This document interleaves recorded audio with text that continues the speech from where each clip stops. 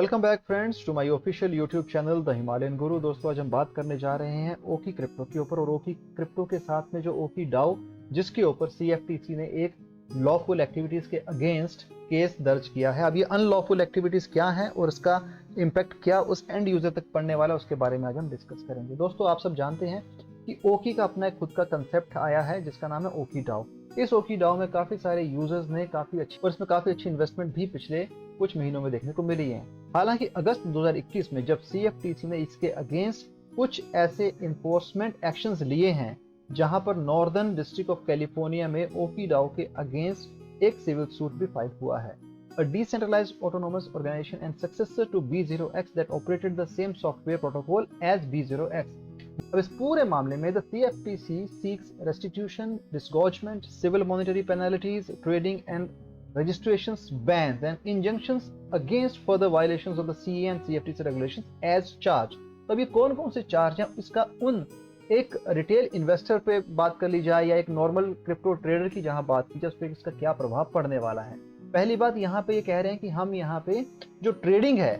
उसके ऊपर पेनल्टीज लगाएंगे, रजिस्ट्रेशंस जो होंगे उसके ऊपर हम बैन लगाएंगे, उसके साथ हम सिविल मॉनेटरी पेनल्टीज यहाँ पे लगाने वाले हैं। तो ये सारी चीजें कहीं ना कहीं डायरेक्टली और इनडायरेक्टली एक छोटे कारोबारी पर, छोटे ट्रेडर पे काफी बड़ा असर डालती हैं। Today's actions demonstrate the CFTC's commitment to aggressively pursuing individuals and their operations who purposefully seek to evade regulatory oversight at the expense of retail customers. अब इसी रिटेल कस्टमर्स को ध्यान में रखते हुए सीएफटीसी ने यहाँ पर ये सिविल इन्फोर्समेंट एक्शन ओकी डाओ पर भी लिया है। These actions are part of CFTC's broader efforts to protect US customers in a rapidly evolving decentralized finance environment. और इसके साथ जो मार्जिन लेवरेज और financial digital assets trading offered to retail US customers must occur on properly registered and regulated exchange in accordance with all applicable laws and regulations. अब ये applicable laws and regulations की जो यहाँ पे बात हो रही है, यहाँ पर ओकी डाओ फेल हो जाता है क्योंकि इन्होंने अपने एंड से कुछ फॉर्मेलिटीज या यूं कह लीजिए कुछ लीगल फॉर्मेलिटीज यहाँ पे कंप्लीट नहीं की थी, क्योंकि रिटेल इन्वेस्टर्स को ध्यान में रखते हुए एक्शन लिया गया है। और जब अगस्त 2021 में एक्शन लिया गया था तब से लेके अब तक इसके बीच में काफी सारे केसेस बन चुके हैं और उन केसेस के लिए काफी सारी इनकी तारीखें भी चल चुकी हैं। हालांकि जो रिसेंट इंफॉर्मेशन हमारे पास अवेलेबल है वो यही कहती है कि 30 नवंबर को इनके बीच में एक मीट होने वाली है जहां पर ओकी डाओ के रिप्रेजेंटेटिव और साथ ही साथ सीएफटीसी मेंबर्स भी आपको यहाँ पे देखने को मिल जाएंगे। अब 30 नवंबर को उस ऑल पार्टीज मीट में क्या होने वाला है और सीएफटीसी का क्या डिसीजन रहेगा ओकी डाओ के ऊपर, ये आने वाला वक्त ही बताएगा। लेकिन इसके ऊपर चार्जेस काफी गंभीर लगे हुए हैं जहां पर ओकी डाओ को ये देना होगा कि क्यों उसने ये रेगुलर फॉर्मेलिटीज जो थी, रेगुलेटरी गाइडलाइंस थी और ये जो जरूरी करने वाली जो फॉर्मेलिटीज होती हैं किसी भी ट्रेड के लिए, वो इन्होंने क्यों कंप्लीट नहीं की यहाँ और क्यों एक रिटेल इन्वेस्टर्स को धोखे में रखकर इन्होंने काम शुरू किया। ओकी डाओ को यहाँ काफी यूनिक इसलिए माना जाता है क्योंकि इसके रिटर्न्स काफी अच्छे हैं और इसके रिटर्न्स अच्छे हैं ये सोच के काफी सारे इन्वेस्टर्स ने इसमें यहाँ पे इन्वेस्ट भी किया है। लेकिन कुछ फॉर्मेलिटीज या कुछ रेगुलेटरी गाइडलाइंस को इन्होंने फॉलो नहीं किया जिसके चलते ये रडार पे आ गया सीएफटीसी के और आज ये उन्हीं लीगल पचड़ों में फंसा हुआ है जिसके कारण काफी सारे छोटे ट्रेडर्स को यहाँ पे नुकसान हो रहा है। अब आप ये जानना चाहते हैं कि क्या आपको इसमें इन्वेस्टमेंट करना चाहिए कि नहीं करना चाहिए। दोस्तों पहले ही दिन से जब इसके ऊपर सीएफटीसी ने एक्शन लिया था तब से लेकर अगर आज चेक करते हैं दोस्तों तो इसका जो ग्राफ है वो काफी निचले स्तर पे हमें देखने को मिल रहा है, यानी कि उस लीगल एक सेटबैक जो इसके ऊपर लगा हुआ है उस पर काफी इंपैक्ट पड़ा है इसके प्राइस पे। और यहाँ पर जितने भी इन्वेस्टर्स हैं, चाहे वो रिटेल इन्वेस्टर कह लीजिए, चाहे वो इंस्टीट्यूशनल इन्वेस्टर्स कह लीजिए, चाहे वो मीडियम इन्वेस्टर्स कह लीजिए, किसी ने भी यहाँ पे अभी इन्वेस्टमेंट उस तरीके से यहाँ पर नहीं हुई है। कुछ ने यहाँ से अपना जो ओकी डाओ है वो शिफ्ट किया हुआ है। अब ये शिफ्ट करने की जो प्रोसेस है दोस्तों, ये कुछ ने गेट आईओ पे ट्रांसफर कर लिया है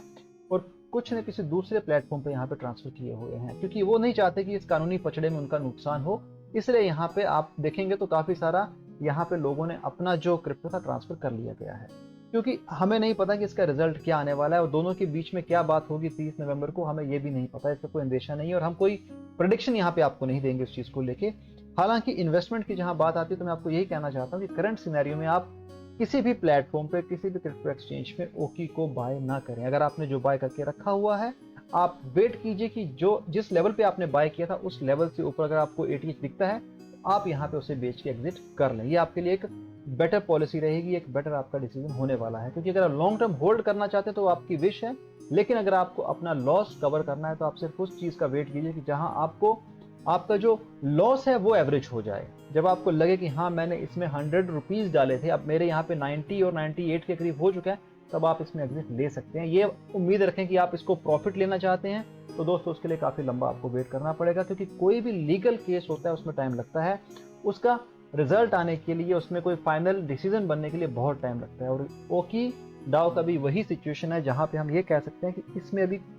शायद अगर आप उम्मीद रखते हैं कि आप इसमें प्रॉफिट कमा लेंगे तो आपके लिए शायद बहुत लंबा आपको वेट यहाँ करना पड़ेगा। और अगर 30 नवंबर के बाद इन दोनों पार्टीज के बीच में, विच इज CFTC और ऑफिशियल्स और ओकी डाउ की जहाँ बात होती है, अगर इन दोनों के बीच में कोई सहमति बनती है और अगर यहाँ पर ये कहते हैं कि हम उन रेगुलेटरी गाइडलाइंस को पूरा करेंगे, तो हो सकता है कि शायद आपको फिर वहाँ पे कोई अच्छी खासी न्यूज़ यहाँ पे मिल जाए। क्योंकि मैंने ओकी से इस बारे में काफ़ी बार बात करने की कोशिश की, लेकिन हमें कोई क्लियर जवाब वहाँ से नहीं मिला ओकी की ओर से। ओकी की ओर से अगर ये भी बात हमें बता दी जाती कि हाँ हम इस पे काम कर रहे हैं, इस पे कुछ और हमने अपनी फॉर्मेलिटीज कंप्लीट करने के लिए प्रोसेस शुरू किया, लेकिन ऐसा कोई भी जवाब मुझे इनकी ओर से नहीं आया है।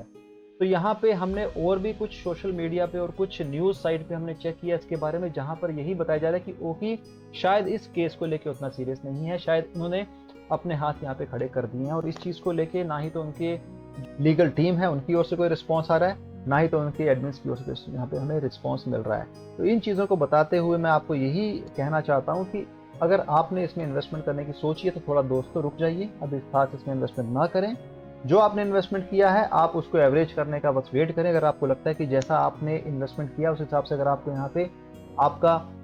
इन्वेस्टमेंट को एवरेज करने का मौका मिल रहा है, अगर आप वहाँ से एग्जिट करना चाहते हैं तो आप ज़रूर कर लीजिएगा और थोड़ा वेट कीजिए कि 30 नवंबर के बाद इसका क्या डिसीजन आता है इस CFTC का, और क्या इनका अगला रूपरेखा होगी इसको आगे को ले जाने की। तो ये सारी चीज़ें हैं दोस्तों। जब हम CFTC की बात करते हैं, ओकी की बात करते हैं, तो यहाँ पर